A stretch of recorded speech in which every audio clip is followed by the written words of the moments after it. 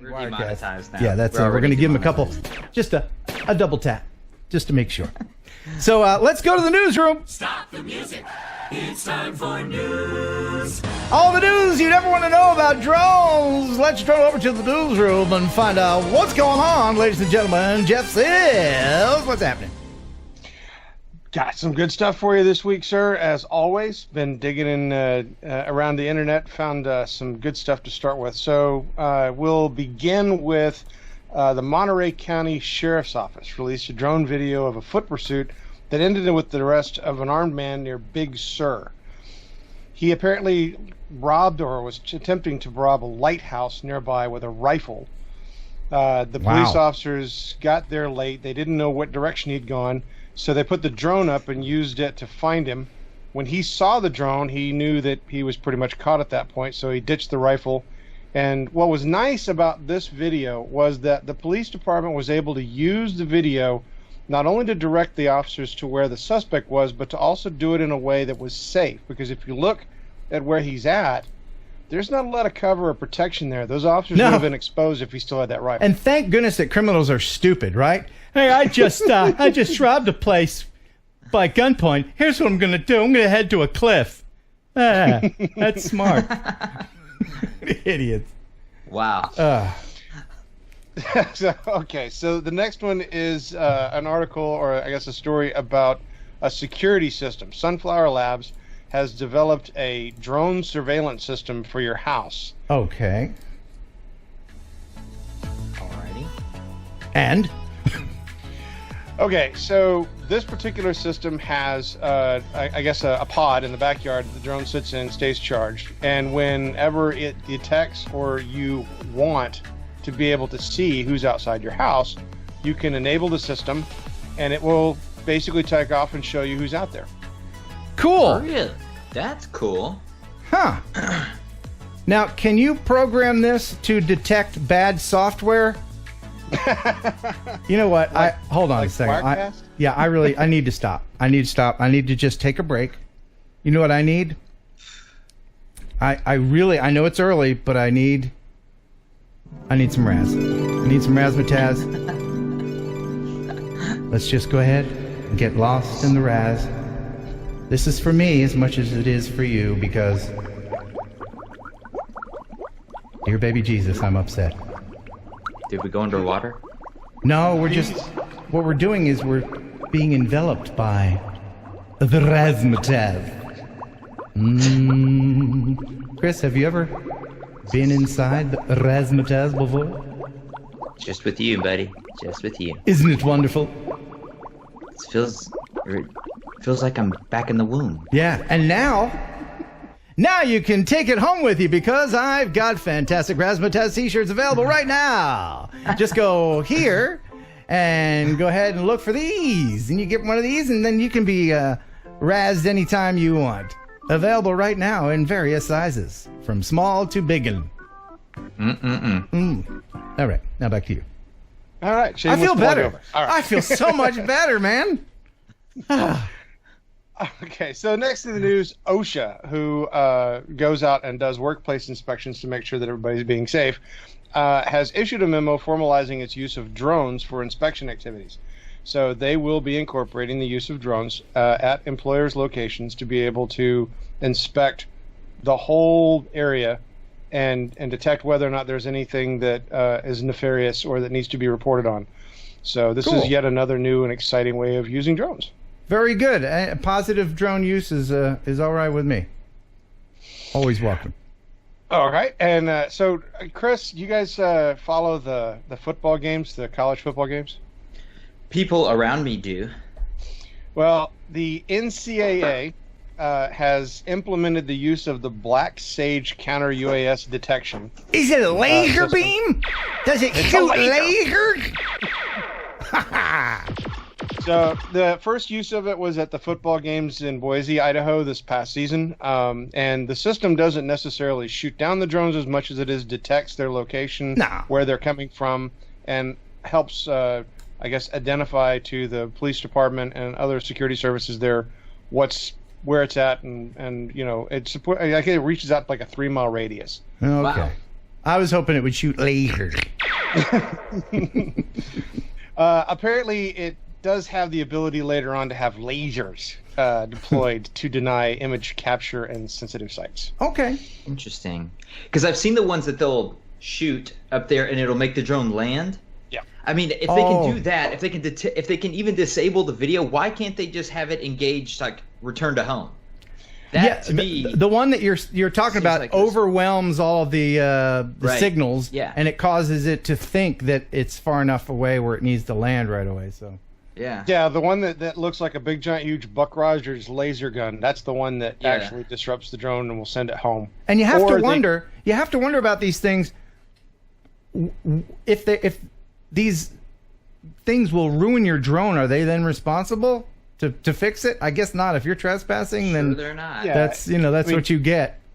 The places that these things are located at are places you should never be flying in the first place. Yeah. So it's your own fault. Right.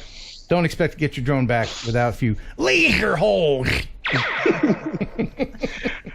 Okay, so next in the news, we had a video that was recently released of a swimmer in New Zealand who noticed something basically large and black in the sea below her. Oh. Was not expecting to be filmed while swimming with orca whales. Oh my gosh. Whoa. So she actually got out of the water when she first saw the whales, and then for, I guess, whatever reason, decided she couldn't resist the urge to get back in the water with them. Now, when you say orca, that's referring to killer whales. Killer whale. Yes, killer whale. They don't call them snuggle whales. No, They're called killer whales, man. Wow. Criminals aren't the only dumb ones on the planet, guys. That. Oh my god. She lived and went back in with them. Yeah. Nope. The double take for me was when she decided that it was a good idea to go back in the water. That was when I realized that there was a couple of noggins loose in the cage. Yeah. Okay, so But she's alive. She's alive. Oh yeah, no, she's alive. She wasn't like the people at the water parks who gets tossed around and stuff. So. Okay, last but not least is this is not what you want to see happen to a $180,000 drone. Yeah, it's bad.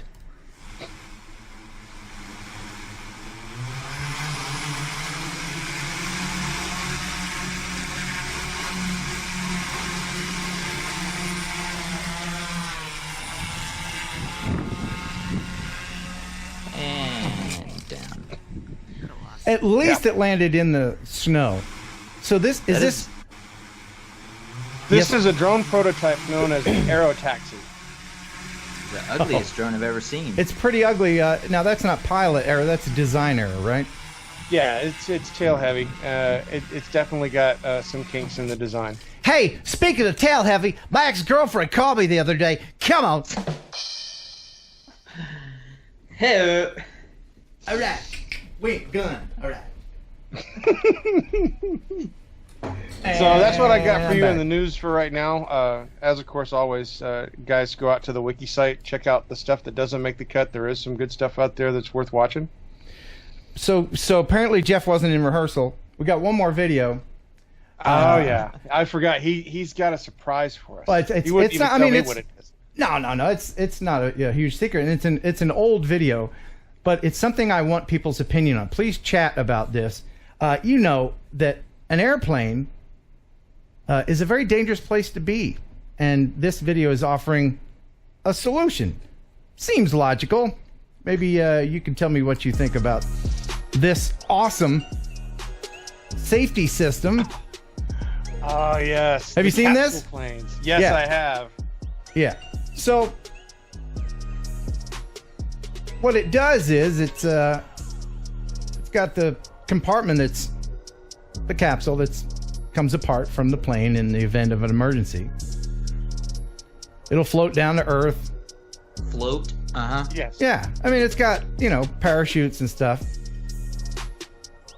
And you can even bring your luggage with you. Your luggage won't perish in the crash. So, you see smoke coming from the plane, you're like, oh no, we're all going to die. But wait, we're in this cool new design. Oh. And then we're just going to float down. So I would love to know what the FAA's terminology is going to be for the pilots to announce this.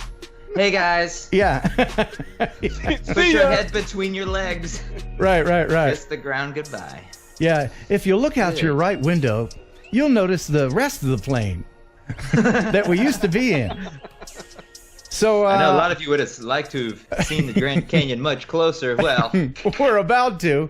So thoughts on that? I think it's a great idea, but unfortunately, the money is the thing. To totally redesign a plane like that? Yeah, and also you have an additional complexity that you're going to add into an already complex airframe.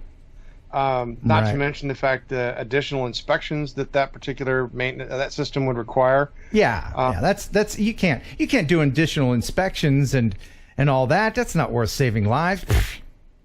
Well, but the thing is it's part of the cost estimate that you're talking about, because you have to remember they're going to take all of that cost and they're going to put it back to the end user in the price of the ticket. Right. Would you pay twice as much for your plane ticket for the guarantee that you won't die? Many people would. You paused when I asked that. You're like, but I can hardly afford to fly now. I know. So. But I mean, you're talking about like I used to when I was in flight school. You know, you're always inspecting a plane, and you look at planes like ultralights that are already built modular. Those things fail all the time.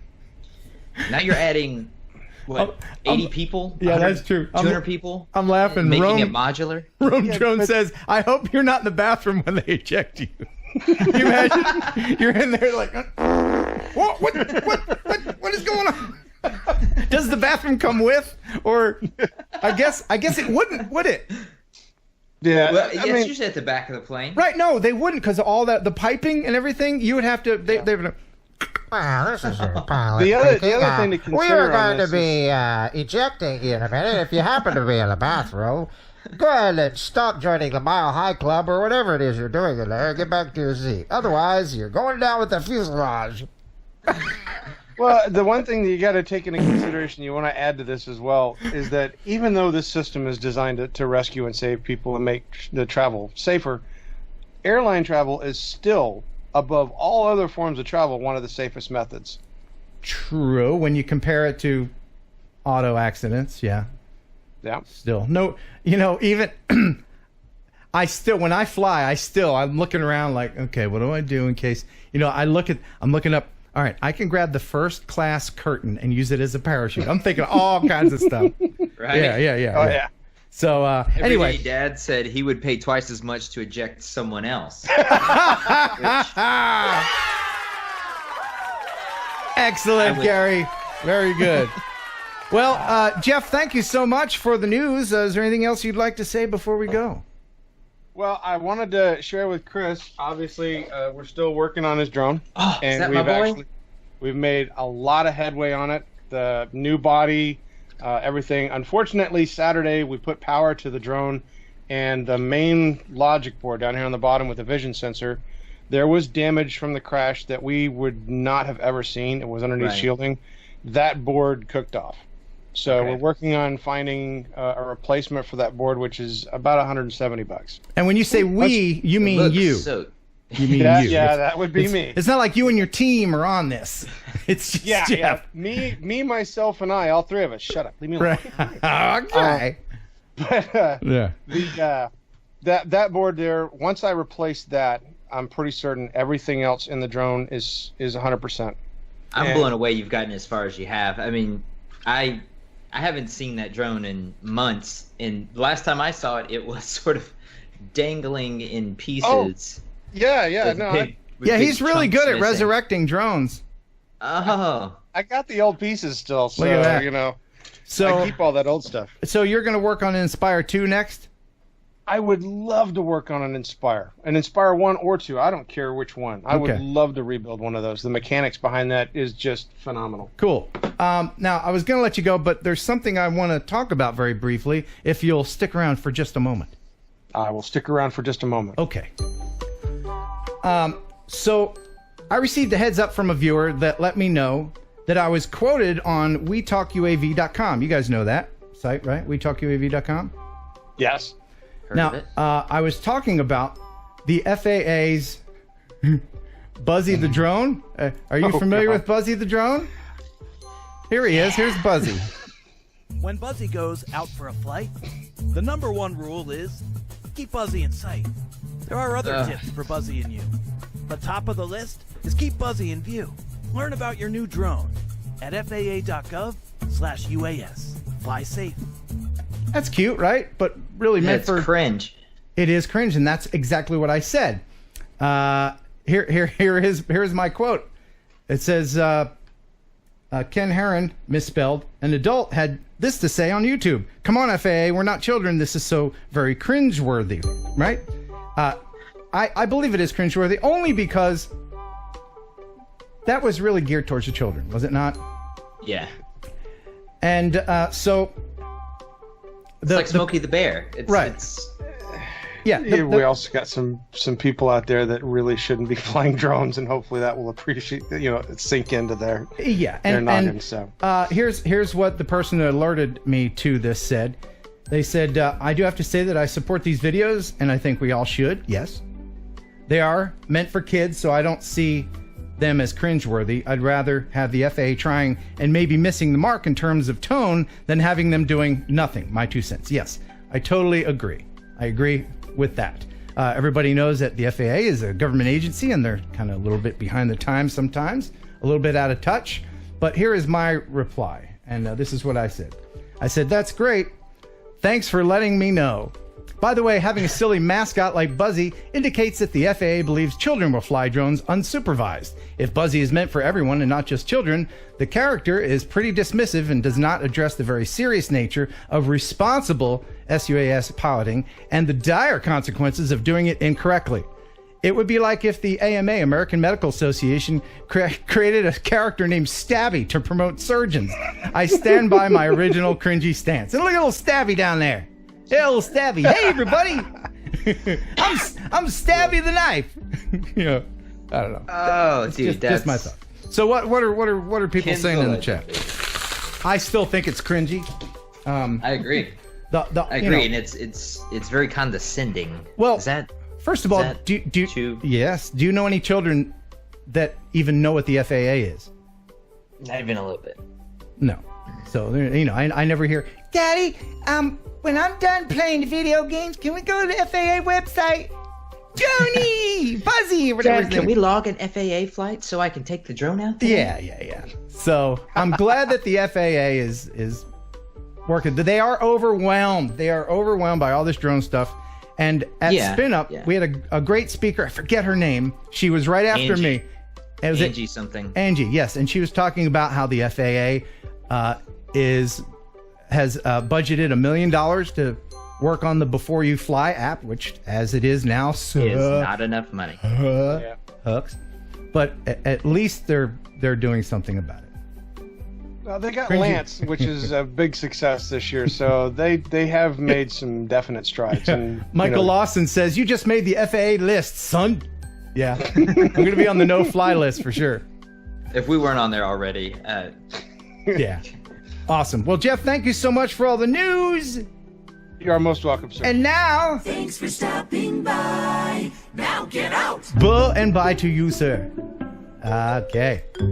So, what do you want to do now? What do you want to do now, Chris?